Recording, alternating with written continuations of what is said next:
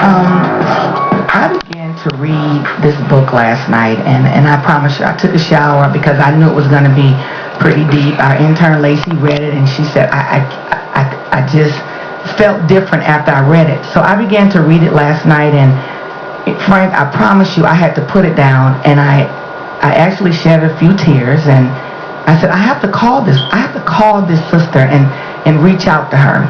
The book is called Daddy's Favorite Pop, and her name is Antoinette Smith. Good morning, Antoinette. Good morning. Thank you so much for coming in this morning. Thank you for having me. I began to read your book last night, and I think the very beginning of it, I cringed. Your mother was 14 and your father was 26 years old. Yes, in real life he was 28. So I flipped a lot of stuff in the book. But this book I wrote for 2 reasons. It's based on the fact that my mother had me by her mother's boyfriend. And it's also based on the fact that I was molested as well in the adopted family I was in. Take me back to your childhood as a little girl. It was dysfunctional, very dysfunctional. It's very disturbing because when I had these guys to touch me, they were like uncles and stuff. And they would do it when we had parties and stuff. You know, they would do it when everybody was around. And one night, I just got tired and I woke everybody up in the house. So what do you mean everybody was around? Explain that. It's like when you had the blue night parties, the blue lights and stuff, and everybody's there, the whole family, and that's when they want you to come on and ride to the store with me, and you know, stuff like that. And that's when they really used to just feel on me and make me feel on them and do a lot of stuff that they weren't supposed to do. And how old were you? I was like 6 all the way to about 11. 6 years old.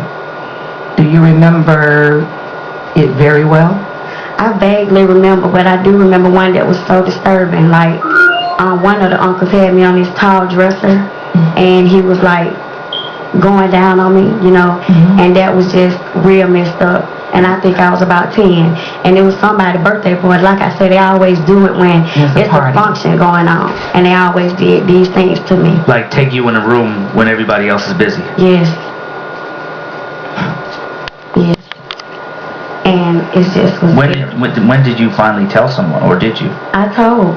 They did not believe me. Who did you tell? I told the lady who raised me. So where's your mother? Where was your mom? I didn't find her until I was 18. Okay, so when you were growing up as a little girl, your mother, how did you lose your mom? Well, first, you know, she had me by her mother's boyfriend. Okay. And they did drugs and stuff together. They did all kind of stuff together. So I wouldn't want that baby either. You know what I'm saying? I'm just being real. I wouldn't want my stepdad. So your mom gave you away? Something like that. That's what I was told. Being born in California and all the way in Georgia, and still don't know how I got here to this day, I don't know. And then you were raised by some foster parents? Yes, she was like a great aunt. She married one of my great uncles. And one of her sons mainly was the one that was doing it. And I woke up and told everybody in the whole house, and they didn't believe me.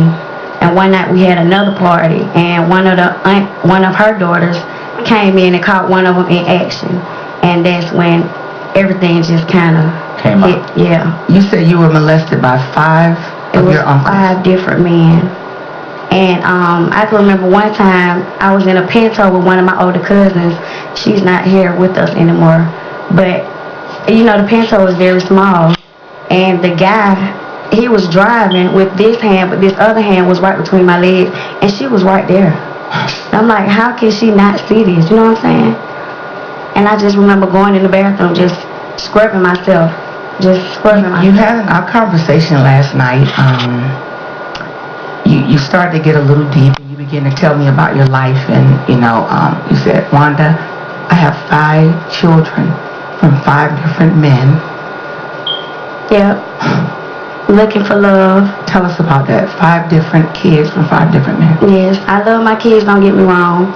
But I was out there. I've been out here since I was 12. The family I was in, I left in when I was like 11, almost 12. And it just went on. You had your first kid at what age? 14. How old are your kids? My oldest daughter will be 20 in October. And and I have one to be 19. I have a son that'll be 17, and my last two boys are 14 and 13. You told me last night, you said, I don't know how to love. I don't know how to take care of my children. I don't know how to be a mother. Yep, I don't. It's very hard, and I did something so hard last night. When I talked to my daughter, I told her, you know, I said, I love you, but I don't love y'all unconditionally because I never been raised, you know, never been told coming up, you know, that I love you. You know, I haven't, and I don't know how to love, and I just don't. How can people get your book? They can order it from my website at www.straighttothepointbooks.com, or they could go purchase it from Madu Bookstore in Greenbrier Mall or Nubian Bookstore in South Lake Mall. You have an email address? Yes, it's A-Can-Sing. That's A as in apple, C as in cat, A as in apple, N as in Nancy, S as in sing, ING2000@yahoo.com. You know, the biggest thing you said is that people who have been molested as children need someone to talk to. It's like so many people out there with so much frustration because even when they've said something, people never believed them. Nobody's ever really accepted. And I do want to say this to everybody who's listening, and I got to say this real quick. If your child discloses that there is sexual abuse, the first thing you have to do is disclose to understand the separate natural reactions to overwhelming bad news, to the desire of not believing your child. Your child or children need to know that you believe them and you support them. The feeling that you wake up soon and find out it was all a bad dream is called denial. Children who have someone understanding and supporting them suffer fewer ill effects than children without help. Your role as a parent is to support your child in recovering by providing reassurance, safety, and love. You may also have to make a decision about medical care, legal proceedings, and counseling. Children need your reassurance that they did not cause your anger or sadness. Children's belief that they are the cause of everything makes it difficult for children to understand. And children can understand your grief if it's not overwhelming. You have to show them that you really mean it when you say it's okay to cry, it's okay to be sad or mad. You have to tell your children, I believe you. I'm glad I know. I'm not sure what will happen next. You don't need to take care of me. I am angry at the person who did this, not at you. You may see me cry, but that's all right. Nothing about you made it happen. I'm sorry this happened to you. You will be taken care of. I know it wasn't your fault. I'm upset, but I'm not upset with you. I'm sad.